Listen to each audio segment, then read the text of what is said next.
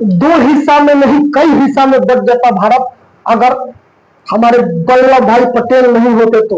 दोस्तों, आपने देखा कि भारत और पाकिस्तान केवल दो देश बने, लेकिन अंग्रेजों के कुछ लोगों का ऐसा भी प्लानिंग था कि भारत को कई टुकड़ों में बांट दिया जाए, कि भारत बिखर जाए।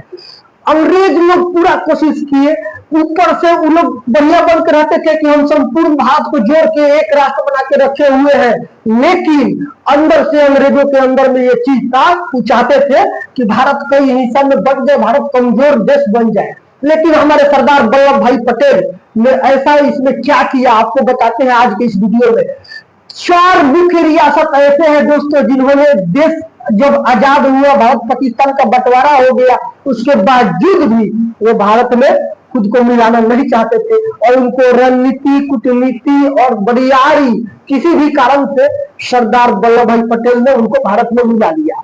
तो दोस्तों, हम बताते जा रहे हैं कि चार ऐसे रियासत है जो भारत में नहीं मिलना चाहते थे, उनके बारे में हम बात करेंगे। तो दोस्तों, देख लेते हैं कौन कौन सा रियासत और कहां कहां का रियासत था जो भारत में नहीं मिलना चाहता था, खुद को स्वतंत्र देश घोषित करना चाहता था। अंग्रेज लोग का प्लानिंग यही था कि भारत जो बताए, तो भारत जो बताए ना, तो इंडिया पाकिस्तान तो दो टुकड़ा आजादी के दिन होगा ही, और बीच के जो राजा लोग, राजशाही जो अपना राजा लोग अपना रखे हुए थे, उन लोग को भी अपना इच्छा के अनुसार खुद को स्वतंत्र रख सकते हैं, या पाकिस्तान के साथ जा सकते हैं, या भारत के। मान के चलिए कि इस बीच में यहाँ पर हैदराबाद है, यहाँ पर अगर हैदराबाद है, तो हैदराबाद जब यहाँ पर है, मान के चलिए, तो ये पाकिस्तान में जाना चाहेगा तो कैसे जाएगा, चारों तरफ से इंडिया है। तो ये बेतुक का तरीका कई लोग का एक ये भी था कि भाई तुम लोग राजा लोग को खुश करने के लिए अंग्रेज लोग, तो ये क्या किए, पंडित जवाहरलाल नेहरू जी क्या किए कि ये जो माउंट बेटन था ना, जो उस समय में वाइस राय था, तो उसको रोक लिए उस समय, और बोले कि आप हमारा मदद कीजिए किस चीज में, कि भारत के अंदर में जो 565 रियासत है उसको हमारे भारत में मिलाने में आप मदद कीजिए। तो वो जो माउंट बेटन था ना, वो सपोर्ट करके और क्या करता था, जो राजा जहां तहां का जो राज था उसको भारत में मिलवाते गया, उस राजा लोग से दस्तखत लिया जाता था कि हम भारत के अधीन ही रहेंगे। तो ऐसे करके मिलाया गया, लेकिन चार ठो ऐसे रियासत थे जो भारत में मिलना नहीं चाहते थे, तो उनके बारे में हम बात करेंगे दोस्तों। तो देख लेते हैं, एक तो यहाँ पर था जूनागढ़, ये गुजरात के आसपास था, समुद्र से सटा हुआ था। यहाँ पर हिंदू का जनसंख्या मोटामोटी 80% था, और यहाँ का जो राजा था वो मुसलमान था, वो मोहब्बत और खान इसका नाम था, और ये इसका दिल जो बसता था वो पाकिस्तान में जाना चाहता था। तो यहाँ पर रह के ये मान के चलिए, इसका बॉर्डर भी नहीं मिलता था, इसका जो एरिया था रियासत का, उसका पाकिस्तान से बॉर्डर भी नहीं मिलता था, और ये पाकिस्तान में जाना चाहता था। तो इसको भी आजादी के बाद में इसको भी मिला लिया गया भारत में। ये कब मिलाया गया, नवंबर 1947 से पाक इसमें क्या किया कि कैसा हूं अपने सेना ने भेज के कब्जा कर लिया। उसके बाद में जब देखे वल्लभ भाई पटेल की अरे तो इसमें धोखा कर देगा पाकिस्तान, तो बोले कि नहीं, यहाँ पर जन सहमत होगा, और वहां जिसका ज्यादा वोट मिलेगा वही देश इस पर राज करेगा। तो वहां जन सहमत हुआ ना, तो उसमें अधिकांश 90% लोग जो थे भारत के सपोर्ट में वोटिंग किए, तो 90% लोग किए, तो भारत अपने में मिला लिया। उसके बाद में यहाँ पर कश्मीर में हरि सिंह थे, तो यहाँ पर मुसलमानों का जनसंख्या ज्यादा, तो पाकिस्तान बोला कि भाई यहाँ पर हिंदू ज्यादा थे तो तुम मिला लिए, तो इसको हम मिला लेते हैं। हरि सिंह के ऊपर पाकिस्तान चढ़ाई कर देता है, हरि सिंह छटपटा रहते हैं, कबाली का भेष बना के वहां के सेना को भी और बहुत से नौजवानों को वहां पाकिस्तान भेज देता है, और घुस करके इधर से दखल करना स्टार्ट करते हैं। जो खबर हरि सिंह के पास जाता है तो दौड़ से पहुंच जाते हैं दिल्ली, आ जाते हैं, पंडित जवाहरलाल नेहरू से मिलते हैं। पंडित जवाहरलाल नेहरू कहते हैं कि भाई हम आपका मदद क्यों करें, हम एक ही शर्त पर आपका मदद करेंगे कि आप हमारे अधीन आ जाइए, हम वहां का टोटल हम सब संभाल देंगे। हरि सिंह मजबूर हो गए, देखे कि भाई अब तो पाकिस्तान में हम जा नहीं सकते हैं, तो चलिए भारत में भी जाते हैं, और भारत के जो कागज थे उसको उन्होंने दस्तखत कर दिए, अपना ये सहमति जता दिए। और तो पंडित जवाहरलाल नेहरू यहाँ से सेना भेजते हैं। सेना को जाने में थोड़ा सा देरी हो जाता है दोस्तों, सेना को जाने में थोड़ा सा देरी होता है। उसी समय क्या करता है ना, पाकिस्तान कुछ एरिया को, कुछ नहीं ज्यादा ही कुछ एरिया को दखल कर लेता है, जिसको पीओके आज हम लोग कहते हैं, और उसको दखल कर लेता है इस सब एरिया को।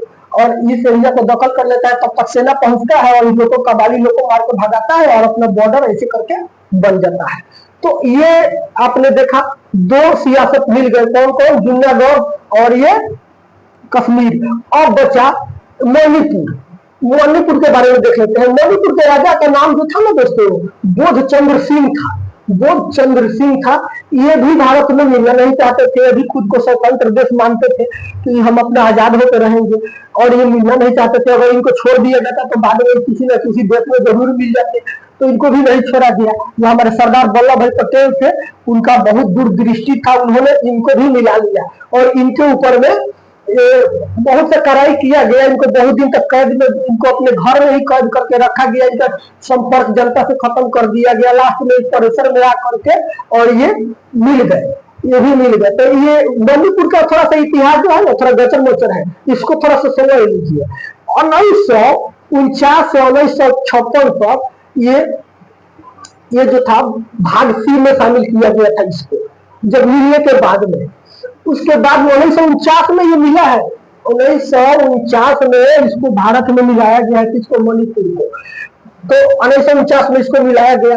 1949 से 1956 तक ये भाग सी में रहा, सी राज्य के रूप में रहा। उसके बाद में 1956 से 1972 तक केंद्र शासित राज्य के रूप में रहा। उसके बाद में यहाँ पर 1972 में 21 जनवरी 1972 को पूर्ण राज्य का दर्जा इसको मिलता है, मणिपुर को। तो आपने ये देख लिया मणिपुर को। अब थोड़ा सा देख लेते हैं दोस्तों हम लोग, ये कुछ और सा रियासत के बारे में देख लेते हैं। हैदराबाद के बारे में समझ लेते हैं। हैदराबाद के बारे में थोड़ा सा समझ लेते हैं। मणिपुर, हैदराबाद। हाँ, तो हैदराबाद का जो राजा था ना, उसका नाम था उस्मान अली खान। तो ये उस्मान अली खान जो था ना, उस्मान अली खान, तो ये बहुत टेढ़िया आदमी था। यहाँ पर हिंदू लोग का जनसंख्या था ज्यादा, और ये इसका जनसंख्या मुसलमान लोग का यहाँ पर कम था। तो ये क्या करता था कि ये भारत के साथ मिलने से बिल्कुल ही इनकार कर दिया। बोला कि हम तो बिल्कुल ही नहीं मिलेंगे, हम एक आजाद देश रहेंगे। इसके जो मंत्री थे उसको बुलाते हैं सरदार वल्लभ भाई पटेल और समझाते हैं कि आप लोग मिल जाइए, बीच में रह के अलग आजाद देश कैसे रहिएगा, मिल जाइए, चलिए सब ठीक हो जाएगा। वो नहीं मिलता है, बोलता हम अपने 2 लाख सेना के साथ खुद को शहीद कर लेंगे, लेकिन भारत में नहीं मिलेंगे। मिलेंगे भी तो पाकिस्तान में मिलेंगे। ये बेवकूफ का सवाल, बताइए, यहाँ रह के तुम पाकिस्तान में मिल जाओगे, यहाँ पाकिस्तान आएगा।